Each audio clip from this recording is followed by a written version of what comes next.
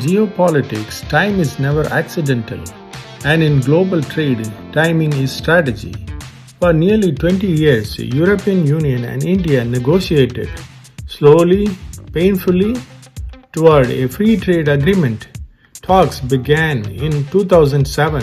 They stalled, restarted, froze again. Governments changed, priorities shifted, disagreement lingered, and then suddenly momentum returned, urgency appeared, compromise followed, and the EU-India Free Trade Agreement crossed the finish line.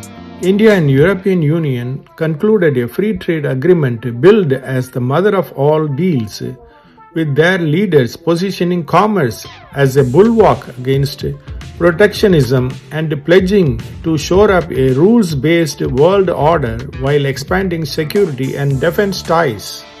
Why now? To understand this moment, we must look not just at economics, but at pressure, tariffs, leverage, and a changing global order. We are entering an era defined by economic independence, trade diversification, and resilience. And at the center of this shift stands a controversial force: US tariff pressure diplomacy. At its core, the India-EU Free Trade Agreement is about lowering trade barriers and expanding access for businesses and consumers in both markets. Key features: tariff reductions. India will eliminate or reduce tariffs on approximately 96.6% of goods from the EU over time. The EU will liberalize around 99.3% of tariff lines for Indian exports. Major gain for exporters: European exporters could save up to roughly 4 billion euros annually in duties. Important for industries like machinery, vehicles, chemicals, and pharmaceuticals. Indian labor-intensive sectors like textiles, footwear, gems, and jewelry stand to gain improved market access. Market size and scale: 2 billion people, combined markets, a trade zone covering around 25% of global GDP. Once fully implemented, sensitive sectors: some agricultural products like rice, beef, sugar, and poultry remain outside the tariff cuts to protect local farming. This huge scope: tariff liberalization, service market cooperation, and regulatory alignment is why commentators have dubbed it historic or the mother of all trade deals. In recent years, the United States increasingly used tariffs not only as economic tools but also as political instruments. Tariffs tied to energy purchases, strategic alignments, security contributions, trade imbalances, even political positioning. India faced tariff threats and penalties of up to 500% linked to its continued purchase of discounted Russian oil, a decision India framed as energy security and economic necessity. The US imposed tariffs of up to 50% on certain Indian products in 2025.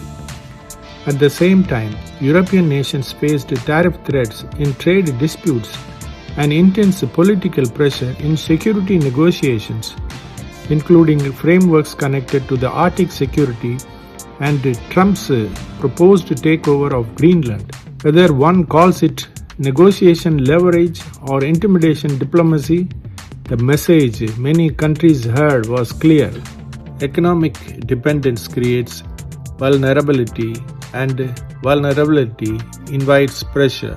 When large economies feel exposed to single partner leverage, they diversify. That's exactly what we are seeing now. The EU and India, two massive democratic markets, accelerated their trade alignment, not just for growth, but for strategic cushioning. Not anti-American, but less dependent on American leverage. Trade diversification is not rebellion, it's insurance. The EU-India deal is economic insurance policy written at geopolitical speed. Pressure alone doesn't create partnerships. Opportunity does. India isn't attracting nations simply because of tariffs elsewhere. India is attracting them because it now offers what global investors need: scale, skills, stability, democracy, digital capacity, legal transparency. This is not just an escape from pressure, it's a movement toward opportunity. So, what exactly is driving the pivot toward India? Let's examine the three drivers reshaping global manufacturing and innovation: cost, risk, control. Manufacturing powerhouses age. When wages rise, margins shrink. When labor costs double, production relocates. China's coastal manufacturing wages today are several multiples higher than 2 decades ago. Land costs are higher, compliance costs are higher, environmental enforcement is tighter.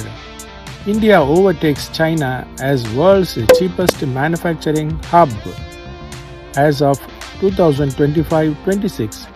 This is natural economic evolution, but it changes the map. Global firms now ask, where is the next cost-efficient scale base? India answers that question. But cost is only half the equation. Political risk is the other half. When power is concentrated in one political center, regulatory risk increases. Policy can change overnight. Entire sectors can be restructured in months. Centralized systems are fast, but they are unpredictable for a long-term private capital.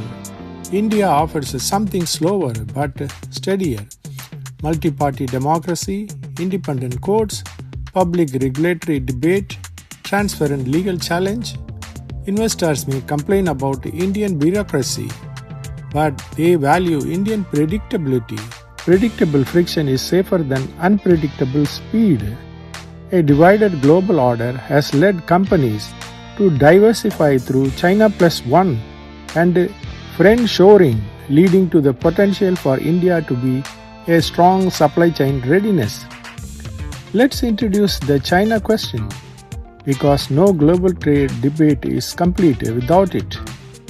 Is the world leaving China? No, the world is not leaving China, but China itself is changing. China no longer wants to be only the world's factory floor. China wants to be the world's innovation engine. Semiconductors, artificial intelligence, advanced robotics, green technology, quantum computing, that requires capital and talent concentration, not low margin mass manufacturing dominance. So China is climbing the value chain, and when a giant climbs, it leaves space below. India is stepping into that space. India is doing something unique. Most countries are either manufacturing hubs or innovation hubs. India is positioning itself to be both. Manufacturing expansion through electronics assembly, automotive supply chains, defense manufacturing, pharmaceutical production, innovation expansions through software, artificial intelligence development, digital platforms, fintech, space technology, biotech startups. This dual engine, factory plus innovation, is rare, and it is powered by something deeper: India's talent pool. Let us talk about talent, because talent is the hidden trade currency of the 21st century. For decades, the best global students and skilled workers flowed overwhelmingly toward one destination: the United States.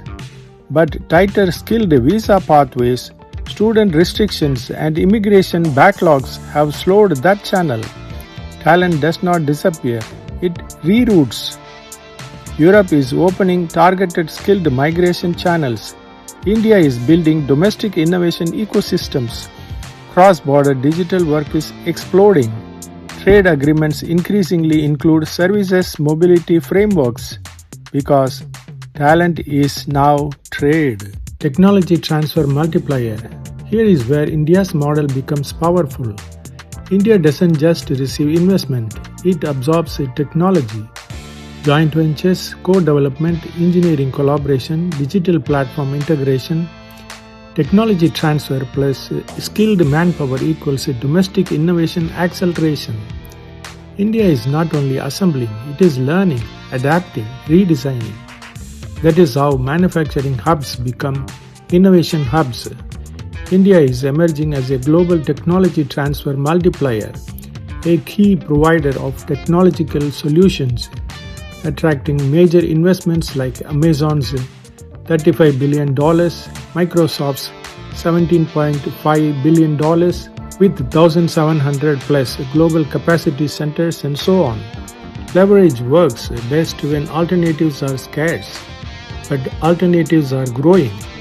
EU-India trade corridor, ASEAN manufacturing rise, Middle East logistic hubs, African industrial corridors. Influence shifts from single hub dominance to multi-hub networks. Control weakens, cooperation strengthens. So what are we witnessing? Not a trade war, a trade rebalancing. Nations are not choosing sides, they are choosing resilience. India rises as a democratic manufacturing hub, an innovation engine, a trusted legal environment, a talent superpower, a diversification anchor. China rises as a high-end innovation powerhouse. Europe rises as a diversification architect, and the world enters a new era. Economic independence, multi-partner trade, distributed innovation, resilient supply chains. Pressure did not freeze the system. Pressure reorganized it, and that reorganization may define the next generation global growth.